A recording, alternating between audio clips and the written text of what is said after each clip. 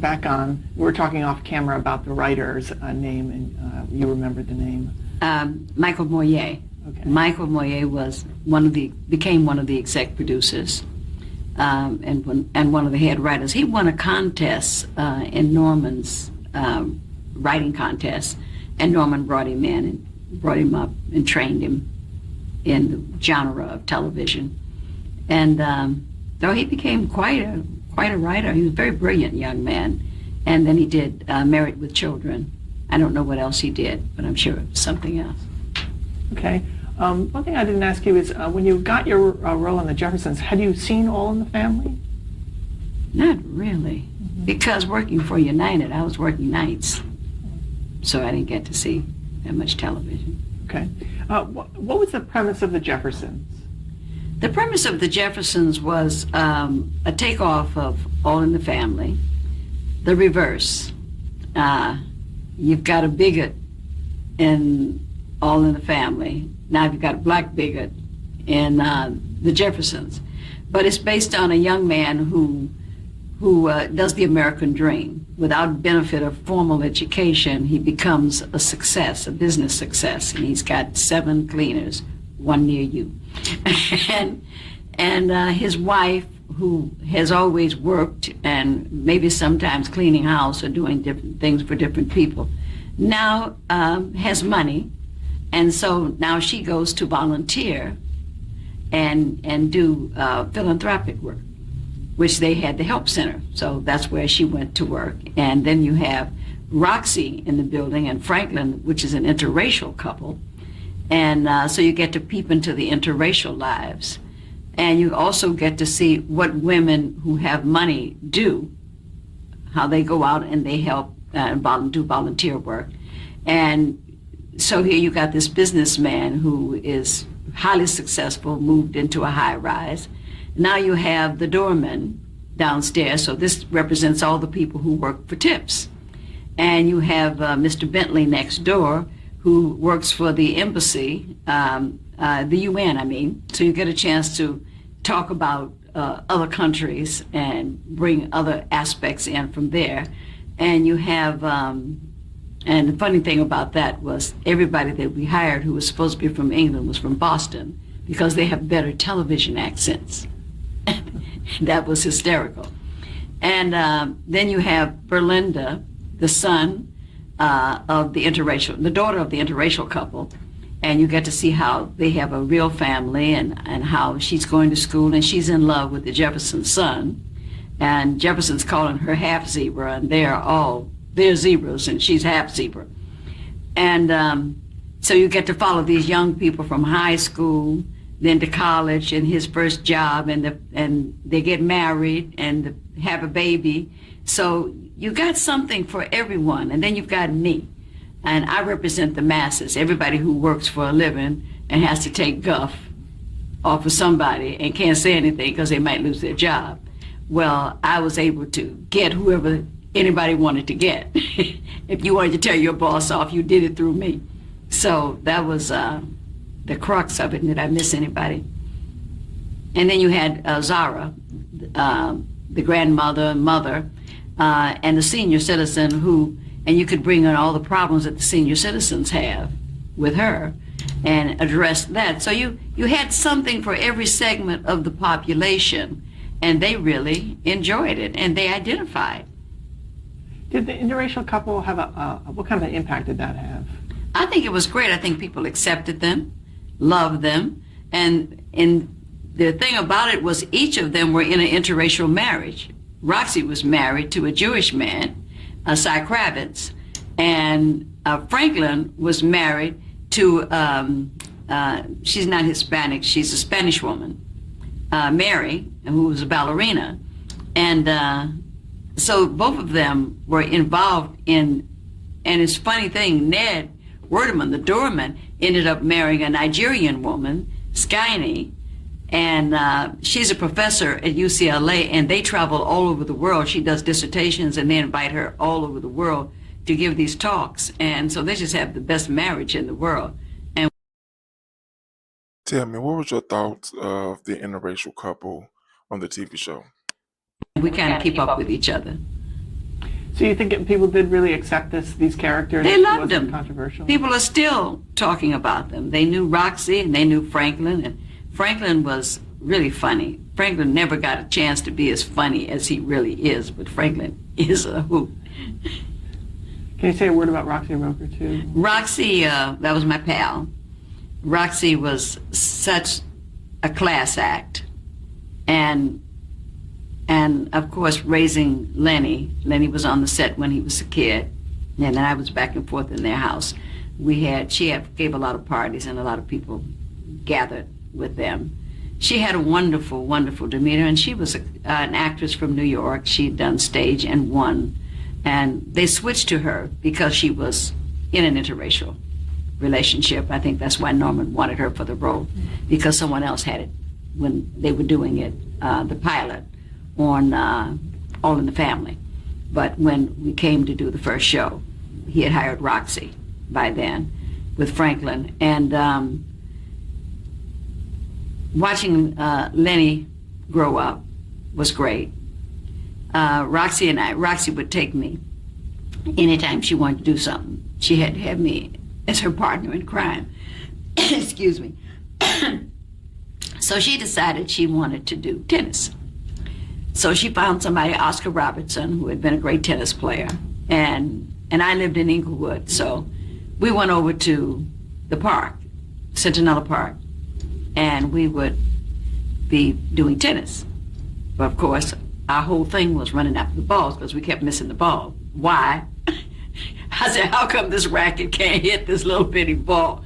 So he was teaching us how to turn the racket and how to do this. So we spent a lot of time together. And then she decided she wanted to go to work out. So she went to Gold's Gym in Venice, and she talked me into going out there. So we got trainers, and we were out there lifting weights and doing all of this. And Roxie was great. Her character was so kind of sophisticated. She like was that? really a sophisticated woman. She had her fun side, her funny side, but she was really a sophisticated woman and a class act. Now I really want to ask about the character you played and her attributes. Can you talk about that? Yes. What was your character's name and what made her tick? My character's name on the Jeffersons was Florence.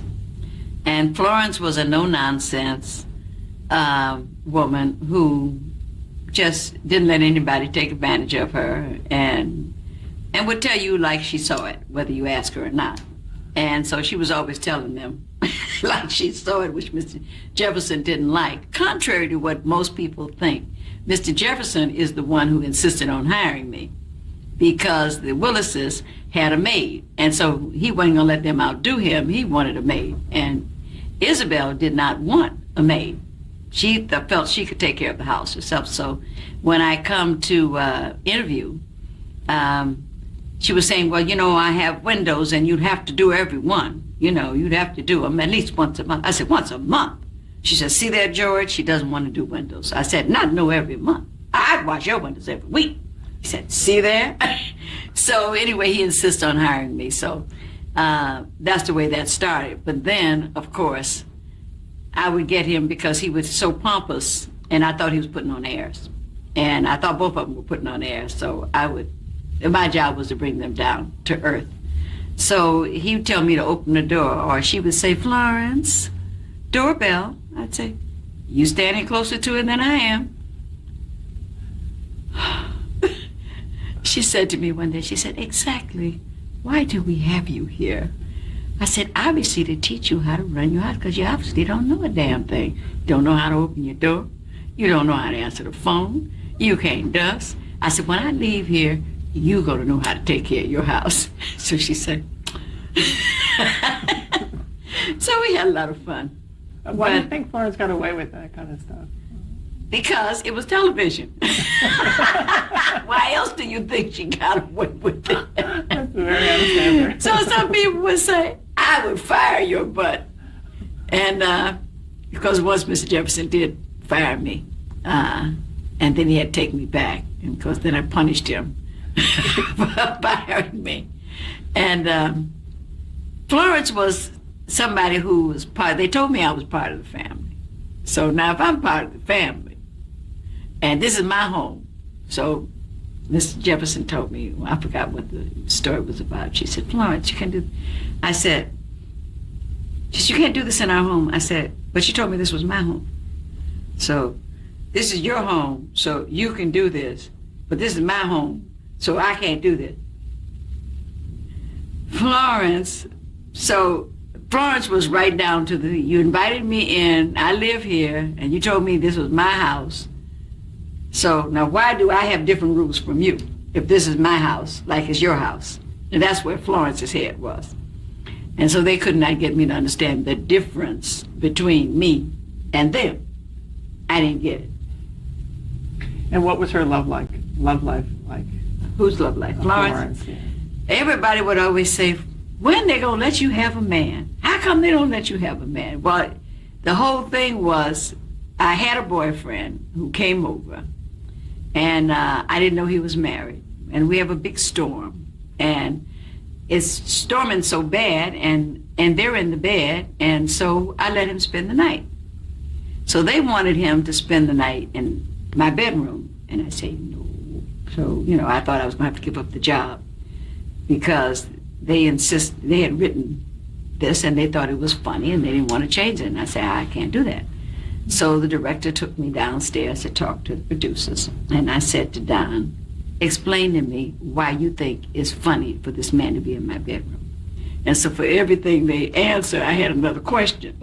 So finally it got to be, would you want a strange man in your house, even sleeping on your sofa? And he said, no, I wouldn't. And he changed the line. And that's why I always loved Don, because you could appeal to his sense of fairness.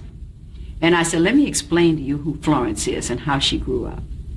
And this is really how I grew up and how most people grew up at that time. If you had company, they could not be in your bedroom. And if the only place you had to have them was in your bedroom, you had to leave the door open, and no one ever sat on your bed.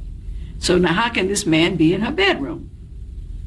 So I explained to them who Florence was. This was my background for Florence. And I said, now, Marla might have had the bedroom, man in the bedroom, but not Florence. And so they changed the line.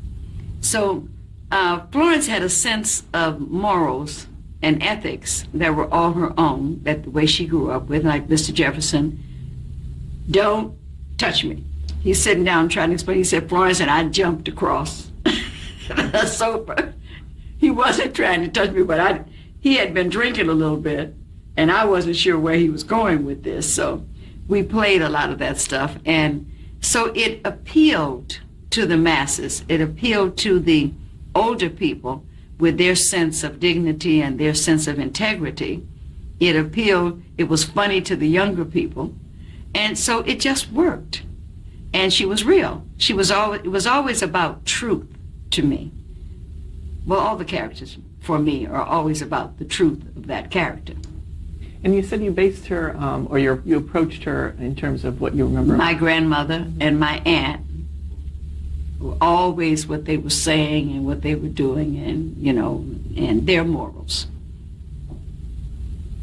which was sometimes overdone, but. I want to ask about some of the episodes. There was an episode that your parents, or Florence's parents, appeared on. Is that one that you remember? Yes. Can you talk a little about that? Well, can't remember the actress's name. Janeka? Janeka, yes. And Hank Williams. Hank Rolite. Yeah. Hank Rolite. He also played on 2 to 7. Fine actors. They came to visit. And of course, they were not together. They're fussing. He's coming to visit, and she wants to come to visit, so they both end up there at the same time. And they're fussing so much that Jeffersons want to put them out, and I'm crying, please stop fighting. I don't remember much about where the rest of it went, because we only had them for one episode, but it was a fun episode. There was another episode where there's a flashback to the Martin Luther King assassination. How did that episode come about, or why did I wasn't in that show. That was flashback to them on All in the Family, I think. Okay. And at the time, they did a flashback to how they looked and the clothes they wore. But the episode went over very well, and of course they did the Martin Luther King speech, and that went over well, and that's how they ended the show. Do you remember that episode? And there was also another flashback where you see George, how he got the cleaning starting and the first dollar he got. Right. What do you remember from that show? Well, I'm not in those episodes. Right. Yeah. But do you remember the impact that they had? Because it was memorable. Well, I'm sure, but I wasn't there, so I couldn't tell what happened with the audience or any of that. But the show always got great ratings, so I'm sure it had a good impact. Do you have a favorite episode yourself? There's so many. The Aunt Jemima one where he fires me and I come back, that was one of my favorites because I like moving and I had a lot to do. The Billy D. Williams show was a classic. That was great. And he was such a great performer. Also, I never had a crush on him before, but I did after he did the episode because he stood in the doorway. Because after the show, we would stand in our doorway and they would let people come back and we would sign autographs and talk to them. And he stood in the doorway the whole time. And I loved it. Had you met him before? No, I hadn't. He was just down to earth. Since then, we've done a film together called The Visit, where he played my husband. I wanted to ask you about how Checking In came about. Checking In was a spin-off from the show. They wanted me to spin off. And they had come to me before and said, we'd like to, do a show for you. And I said, no, I didn't want to leave. So they said, why? I said, because I'd rather be number 9 on a hit than number 1 on a flop. And so they said, well, we're about to end the Jeffersons. I said, well, why?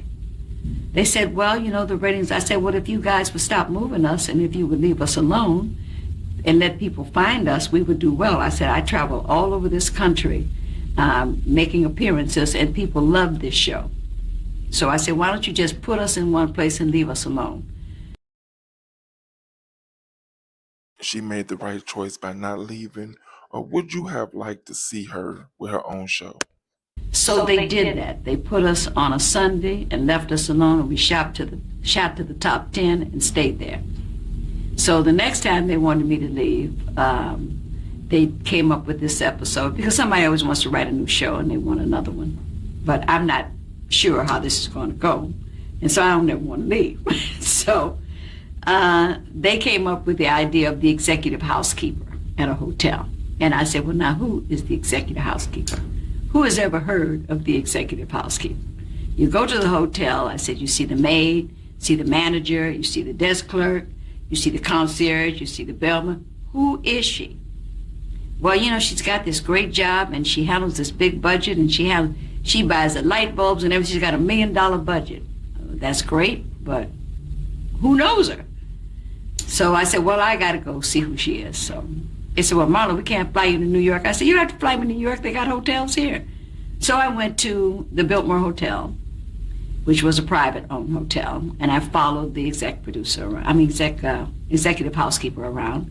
And then I went to Century Plaza, and I followed the executive housekeeper around, and I saw everything they did, which is nothing that we did on the show.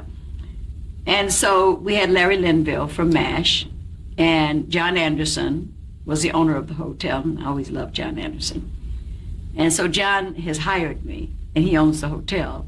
So how can Larry Linville fire me when John wants me there? So Larry was frustrated because he's got to play ditzy.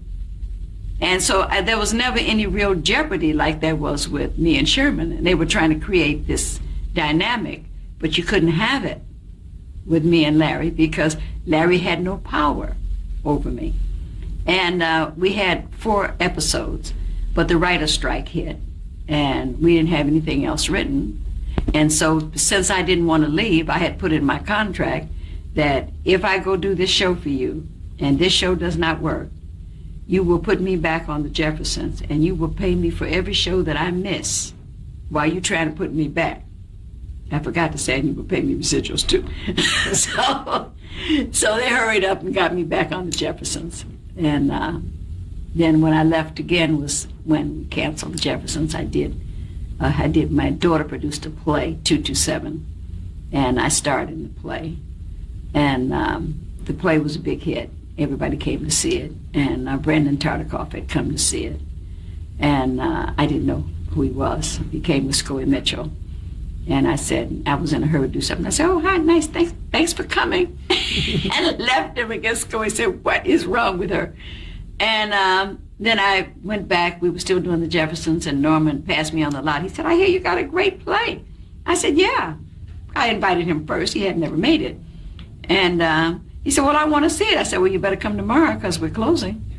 He said, well, call my office and tell him so. He and his wife came, and they had to sit way in the back. And then at the end, he says, what are you doing with it? I said, well, I'm talking to Universal, but they haven't got around to talking about money yet. So he said, well, why don't you and I do it? I said, well, okay, that's home.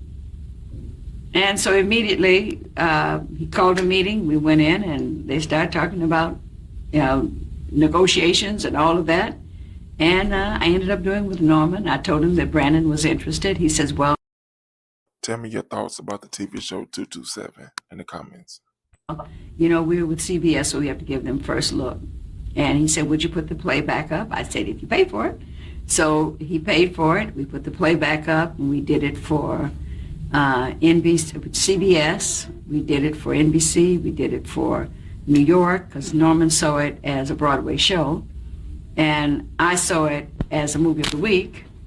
And Brandon saw it as a TV series. So, and I said, well, we can't do this play for TV because this play is set in the 50s, and there's too many negatives in it.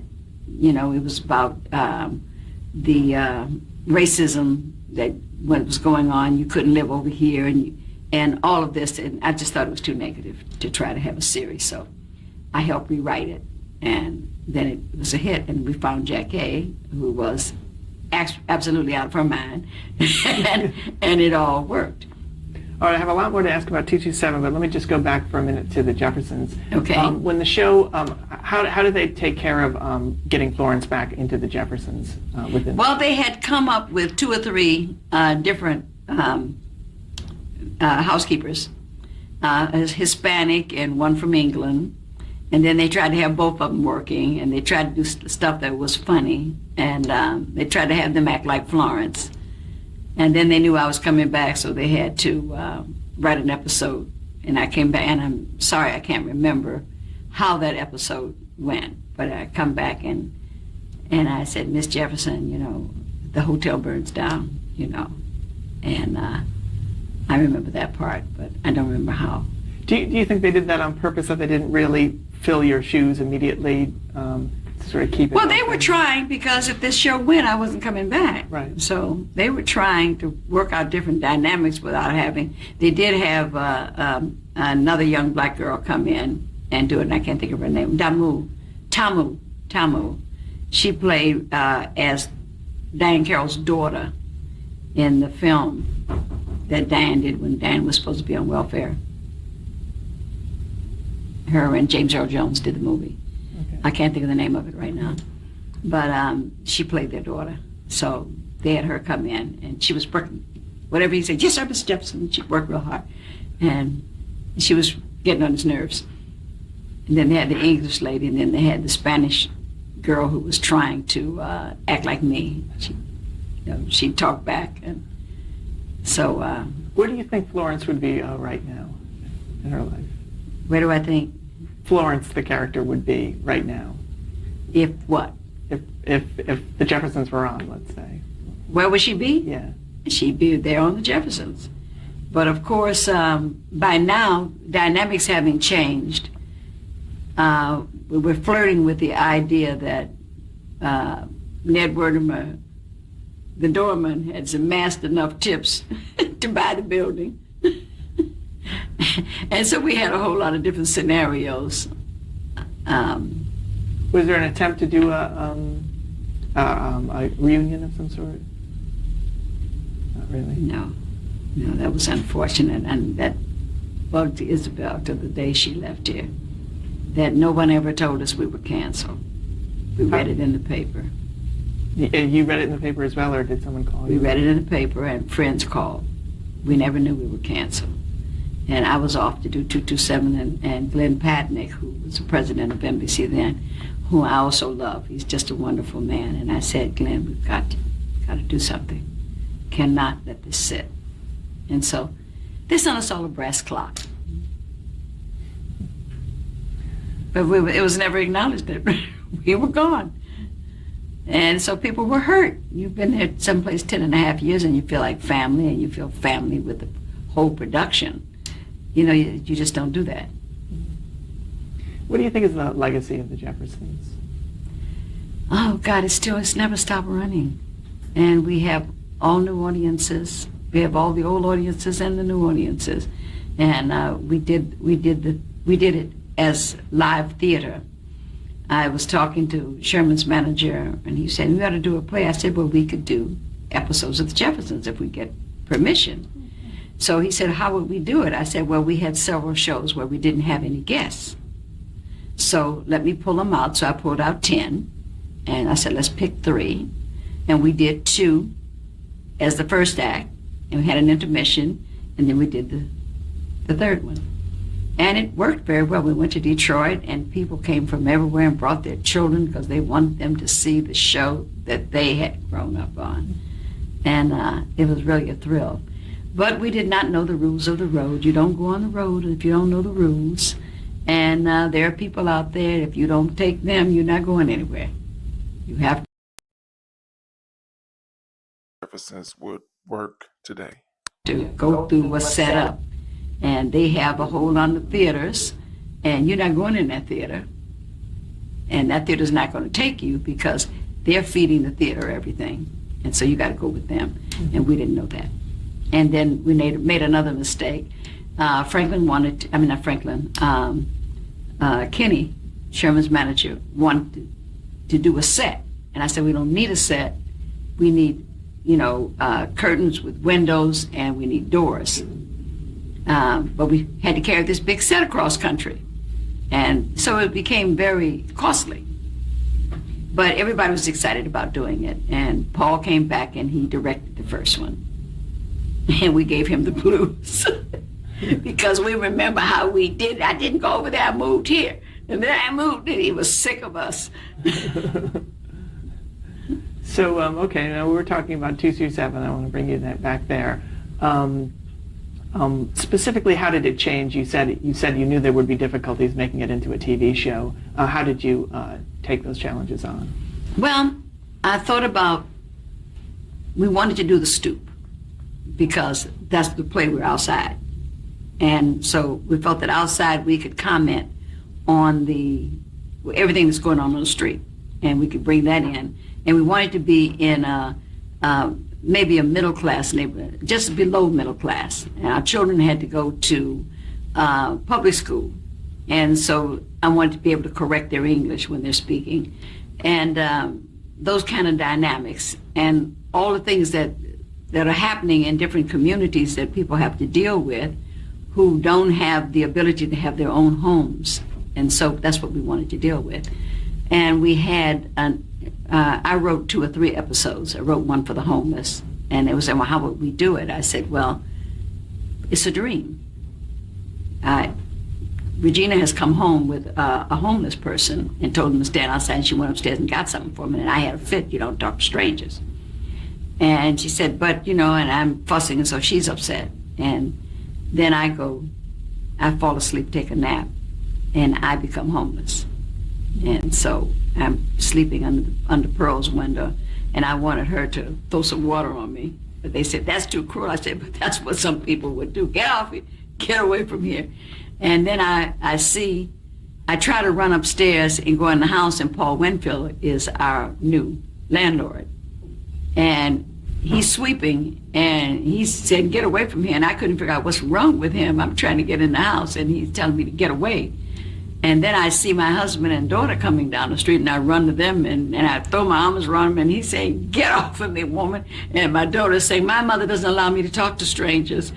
And so I go sit on the bus, and then we had the Ted Hayes, who was a homeless advocate, sits down beside me, and he starts telling me about the people in the park and where I could get some food. And so we go to the park, and so we have an understanding of what goes on with homeless people. And so I asked him, could he bring some homeless people? So he gathered up homeless people, and they came on the set, and the first thing they did was clean them up and gave them. I said, no. They had showered them and gave them new clothes and everything, and I wanted them to be homeless. So we had a fun scene where we're all getting out of the limo.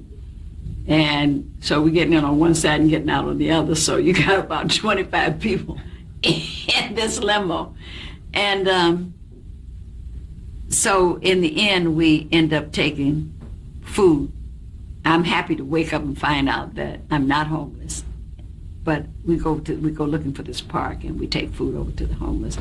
And the homeless people... Let me just interrupt you there, because we are at the end of the tape. Let's watch Marla Gibbs' interview, part 3 of 6.